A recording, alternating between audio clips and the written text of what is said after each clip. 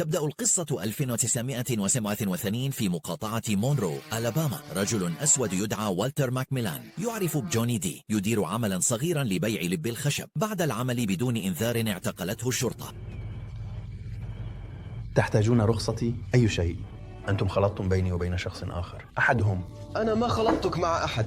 تم اتهامه بقتل فتاة بيضاء 18 عاما تدعى روندا مونرو، كانت تعمل في محل تنظيف جاف بالمدينة. رغم عدم وجود دليل أو سبب يربط والتر بالجريمة، إلا أن السلطات تلقي اللوم عليه. تم اقتياده بسرعة إلى السجن، ثم حوكم وأدين، وصدر بحقه حكم بالإعدام.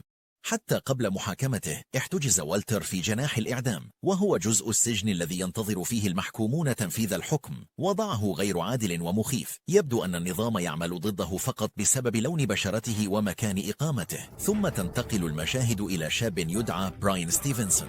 هو طالب قانون ذكي في جامعة هارفارد. في أحد فصول الصيف يسافر براين إلى سجن في جاكسون جورجيا كجزء من تدريبه العملي.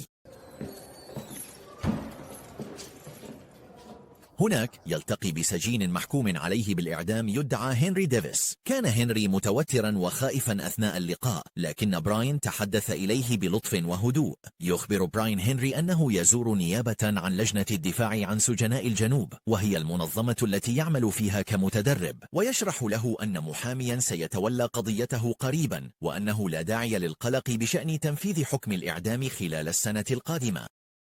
لن تكون معرضا لخطر الإعدام في أي وقت خلال السنة القادمة. يشعر هنري براحة كبيرة بعد سماعه هذا الخبر. يرتخي جسده ويبدأ الخوف في عينيه بالاختفاء. يبدأ الرجلان في الحديث بصراحة أكبر، ويتشاركان ذكريات من طفولتهما والمسارات التي أوصلتهما إلى هذه اللحظة. حتى في أحلك الأماكن يجد التواصل الإنساني طريقة. كنت أعزف البيانو وأنا طفل. قسم الطوارئ.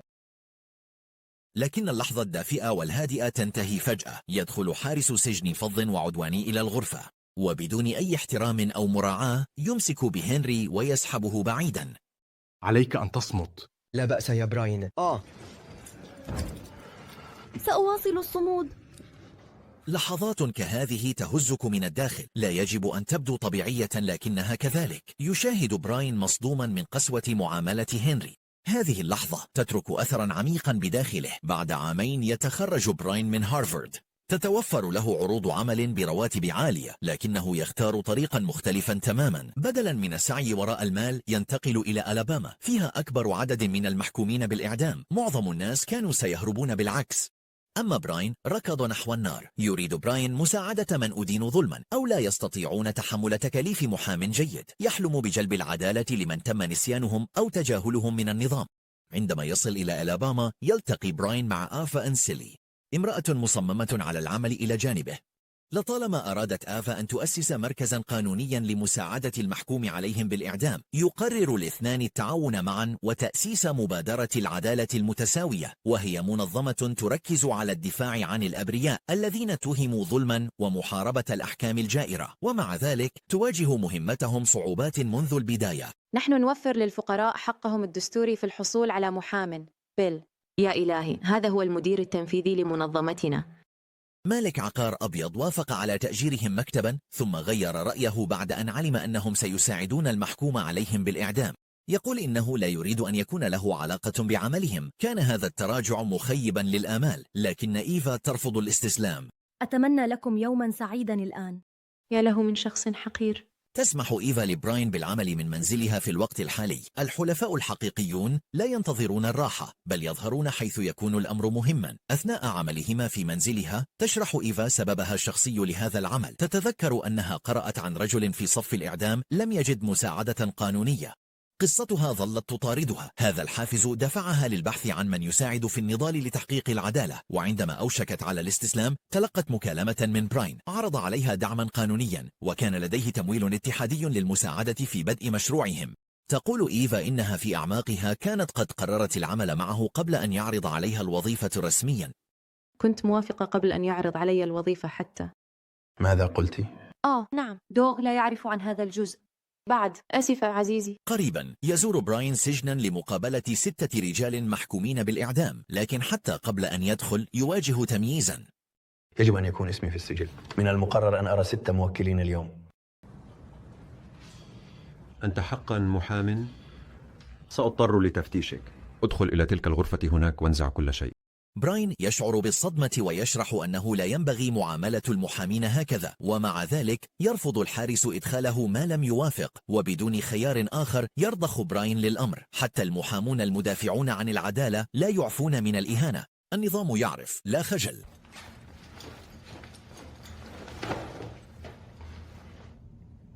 انحني وافتح ساقيك. في الداخل يستمع براين بعناية بينما يشارك السجناء قصصهم. أحدهم هربرت ريتشاردسون من قدام المحاربين في فيتنام. يتحدث هربرت عن عودته من الحرب وهو يعاني مشاكل نفسية خطيرة، خاصة اضطراب ما بعد الصدمة. كم من أشخاص آخرين مثل هربرت يعاقبون على جراح لم يهتم أحد بعلاجها. يقول إنه وضع قنبلة على شرفة امرأة لكنه لم يكن ينوي قتل أحد. لكنني لم أقصد قتل أي أحد. قال لي المحامي الأخير: لم يعد هناك ما يمكن فعله. مهما فعلت تظل حياتك ذات معنى. تصرفاته نابعة من عقل مضطرب وألم لم يعالج. يلتقي براين بوالتر ماكميلان المعروف بجوني دي. في هذه المرحلة يشعر والتر بالانكسار واليأس. لم يعد يؤمن بأن النظام القانوني يمكن أن يساعده. يخبر براين أن كل محام سبقه انسحب بمجرد نفاذ المال. آخر محام عندكم اجلس في مكانك بأمان. آخر محام قال: نفدت أموال العائلة فرحل. لا يتوقع والتر يختلف الأمر هذه المرة. يحذر والتر براين من أن تولي قضيته أمر خطير. هذا التحذير ليس جنون الارتياب نابع من التجربة. يا ولد هارفارد، أنت لا تعرف كيف هو الوضع هناك. يقول إن النظام قاس، خاصة تجاه الرجال السود الذين يواجهونه. وبحسب والتر بمجرد أن يبدأ براين في البحث عن الحقيقة سيقوم المسؤولون بتدميره تماما كما فعلوا مع آخرين قبله. كما يعبر والتر أيضا عن غضبه من الحكم عليه بالذنب دون وجود أدلة كافية. لا توجد بصمات ولا دليل حقيقي، فقط أكاذيب رجل واحد يحاول أن يعقد صفقة مع الشرطة. يتحدثون بلغة البيض فقط، لا يهتمون، يريدون الزنجي في هذه البدلة. لقد صعدت عندما تكون مذنبا منذ لحظة ولادتك ولا يوجد دليل، والشاهد الوحيد لديهم اختلق كل شيء. غضب والتر بشدة ولم يستطع مواصلة الحديث، فانصرف لأنه لم يثق في براين بعد. في منزل إيفا يبدأ براين في مراجعة ملفات السجناء الذين التقى بهم في صباح اليوم التالي. يخبر إيفا أنه يعتقد أن والتر بريء تماما. لا أظن أن ماكميلان فعله. الشاهد الرئيسي الذي اتهمه هو رالف مايرز، رجل قضى معظم حياته يدخل ويخرج من السجن. كما أدين رالف أيضا في قضية قتل أخرى. اكتشف براين أيضا شاهدا آخر يدعى بيل هوكس. ادعى بيل أنه رأى شاحنة والتر بالقرب من مسرح الجريمة، لكن هناك شيء في شهادته لا يبدو صحيحا. يبدأ براين وإيفا في التفكير أن ذهب رالف مايرز إلى الشرطة التي كانت تحت ضغط كبير لحل جريمة القتل، وأعطاهم اسما مقابل حكم أخف. قتلت فتاة سوداء عمرها 18 سنة ولم يحل الشرطي الجريمة. ولمدة كم؟ تقريبا سنة. يقرر براين مقابلة تومي تشابمان المدعي العام لمقاطعة مونرو. كان تومي في السابق محاميا عاما، لذا يأمل براين أن يكون منفتحا على المنطق. خلال لقائهما يشرح براين بعناية سبب اعتقاده أن إدانة والتر كانت خاطئة، لكن تشابمان يتجاهل مخاوف براين. أنت تعلم لم أكن جزءا من محاكمته، كان ذلك قبل وقتي. انظر إلى الأقسام التي قمت بتضليلها هنا، ستلاحظ بعض المشاكل في شهادة رالف مايرز. يقول إن والتر جلب الألم للمدينة، ويحذر من أن إعادة فتح القضية ستزعج الكثير من الناس. رد براين بهدوء قائلا إن وظيفته ليست أن يجعل الناس مرتاحين، بل أن يتأكد من ظهور الحقيقة وتحقيق العدالة. نادرا ما تجلب الحقيقة الراحة، بل تجلب التغيير، وليس الجميع يريد ذلك. حسنا، ليست وظيفتي أن أجعل الناس سعداء، وظيفتي هي تحقيق العدالة لعميلي. عندما يغادر براين المكتب يرى 3 رجال سود يتم تقييدهم بالأصفاد واعتقالهم هناك في الشارع. إن الظلم المستمر من حوله لا يزيده إلا إصرارا على مواصلة النضال. لاحقا يزور براين منزل والتر ويلتقي بزوجته ميني وعدد من أفراد العائلة الآخرين. هذا ابننا الأصغر جوني وطفلتنا الصغيرة جاكي. في الداخل يقول الجميع نفس الشيء. لم يكن من الممكن أن يرتكب والتر الجريمة.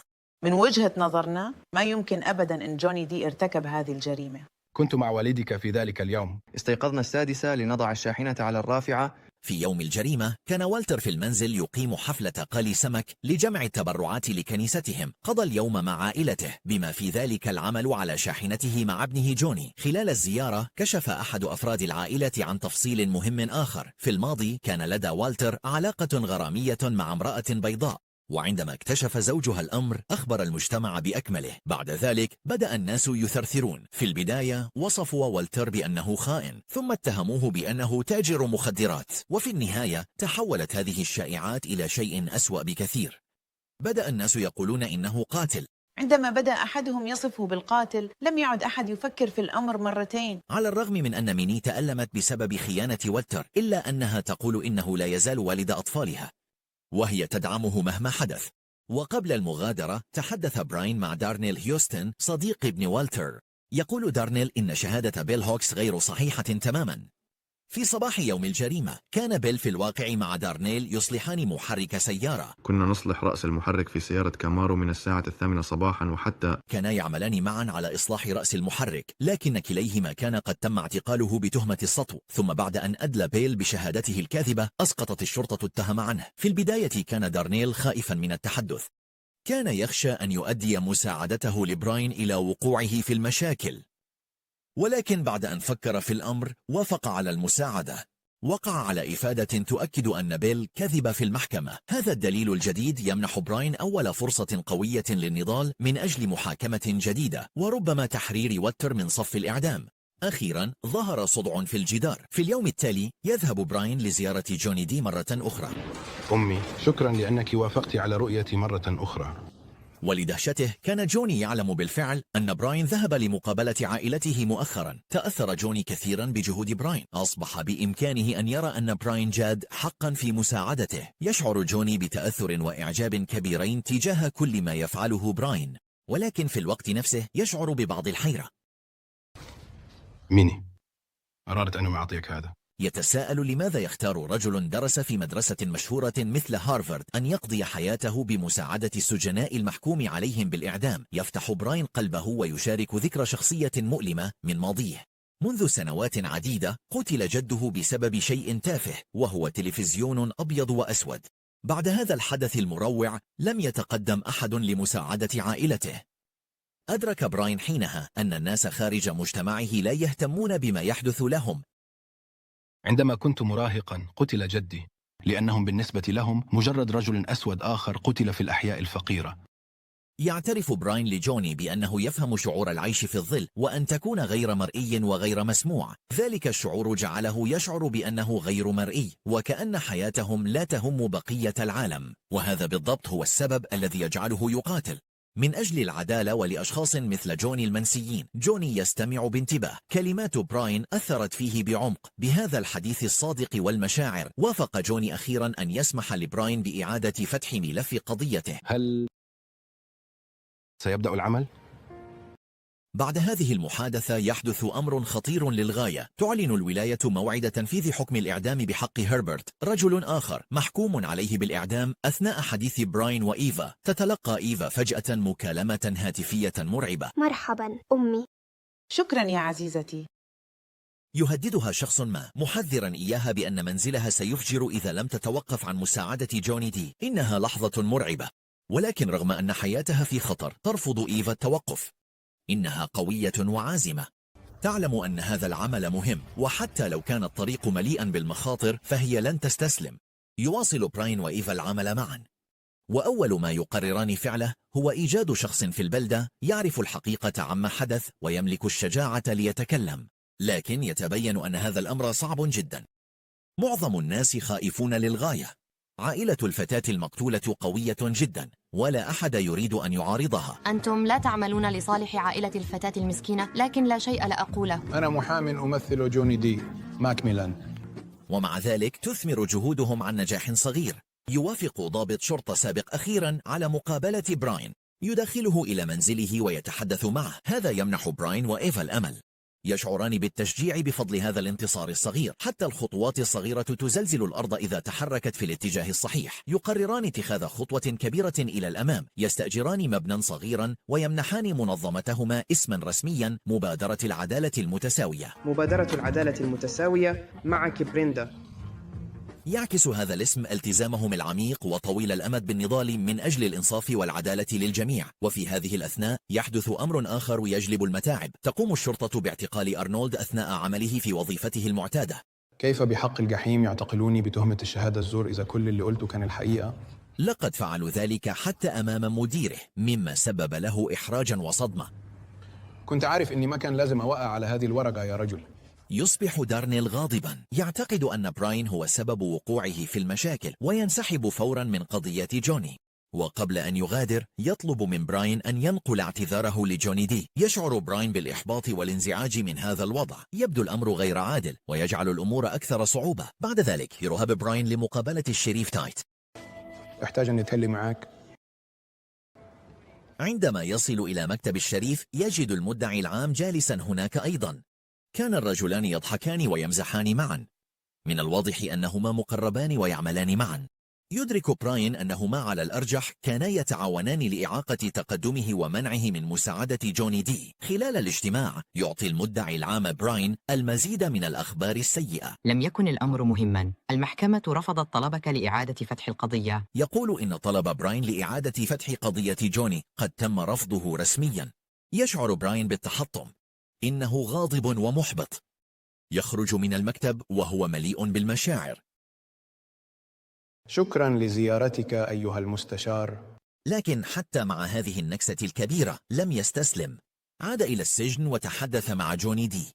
معا اتفقا على تجربة شيء جديد. قررا أن يتحدث براين مباشرة مع رالف مايرز، الرجل الذي ساعدت شهادته في وضع جوني في طابور الإعدام. يلتقي براين بمايرز في كافيتيريا السجن. هل ترغب في الجلوس؟ أود أن أشكرك على لقائك بي سيدي مايرز. هل يمكن أن نبدأ بالحديث عن شهادتك ضد جوني دي؟ في البداية لم يرغب مايرز في الحديث. تجنب موضوع جوني دي تماما، لكن براين لم يستسلم. استمر في السؤال وببطء بدأ مايرز ينفتح. أخبر براين أن الشرطة استجوبته بشأن مقتل الفتاة في نفس اليوم الذي تم اعتقاله فيه. يجد براين أن هذه التفاصيل مهمة، يجعله ذلك يعتقد أن الشرطة كانت تركز أكثر على إيجاد شخص لتحميله المسؤولية بدلا من اكتشاف القاتل الحقيقي. من اليوم الذي نقلوني فيه إلى إسكامبيا.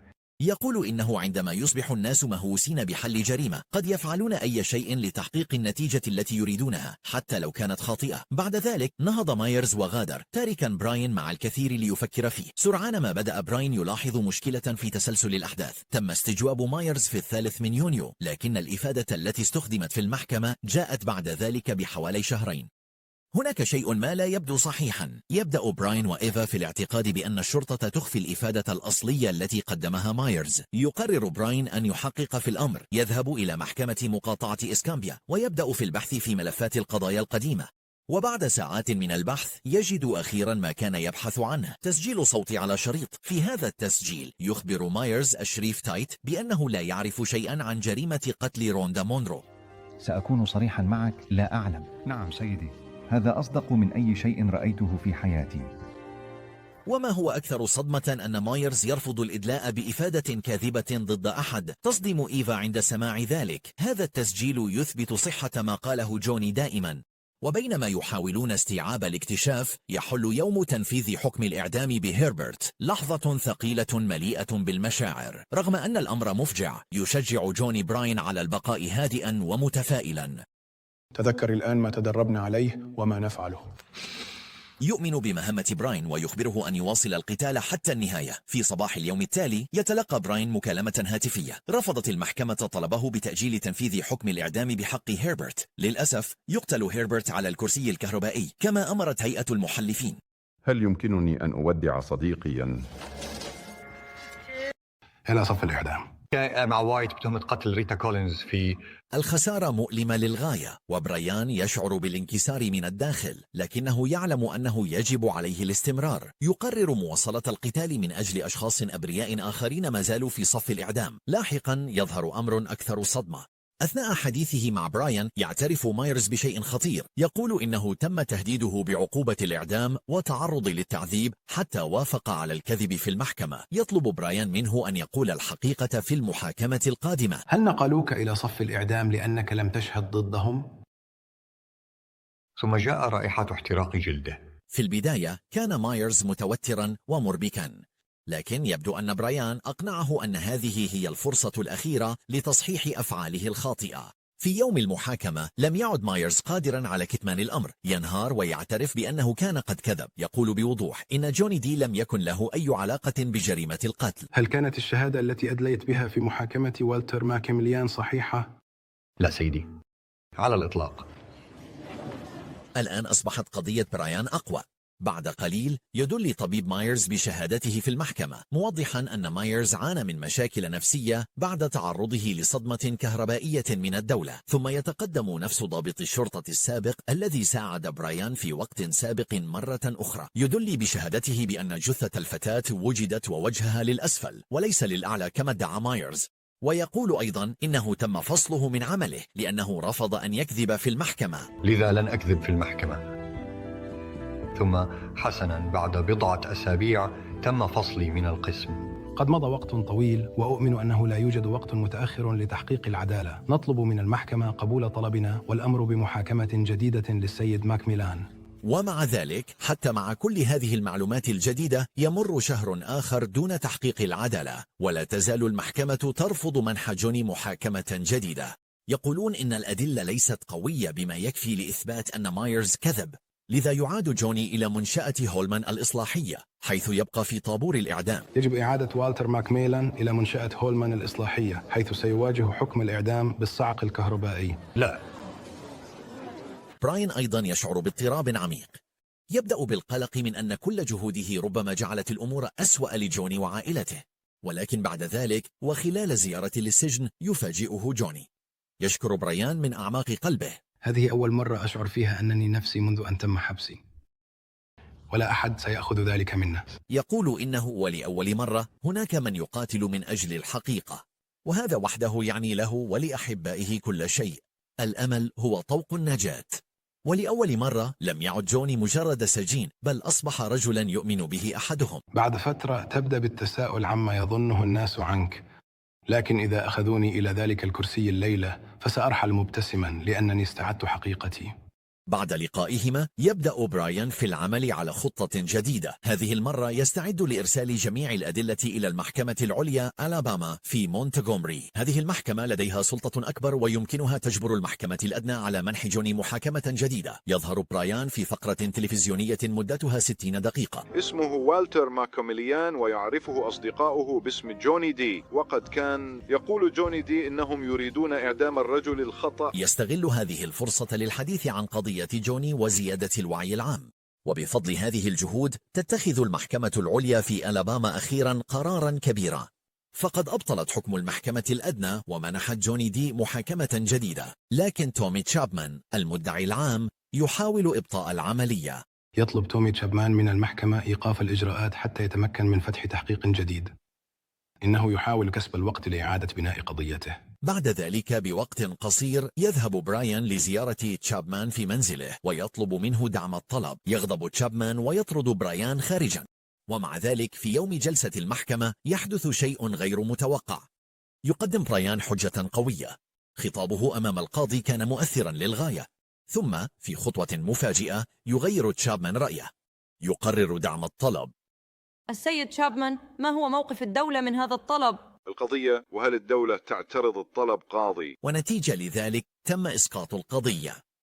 جوني دي أصبح حرا أخيرا. جميع التهم الموجهة إليك تم إسقاطها ماكميلان. يخرج من السجن ويلتقي بعائلته بعد أن قضى سنوات طويلة خلف القضبان في جريمة لم يرتكبها.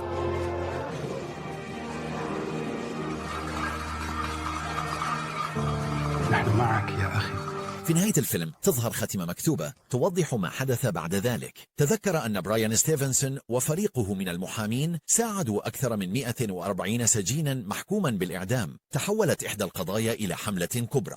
يثبت عمل برايان أن العدالة المتأخرة ليست عدالة مفقودة إذا لم تتوقف أبدا عن القتال. تم الإفراج عن بعضهم بينما تم إلغاء إدانات آخرين. ظل برايان وجوني دي صديقين مقربين حتى توفي جوني في عام 2012 بسبب الخرف المبكر. وتتحدث الخاتمة أيضا عن أنتوني رايهنتون الذي كان زميل جوني في الزنزانة. قضى 28 عاما في زنزانة الإعدام حتى ساعده برايان حريته عام 2015. يا حبيبي يا الغالي.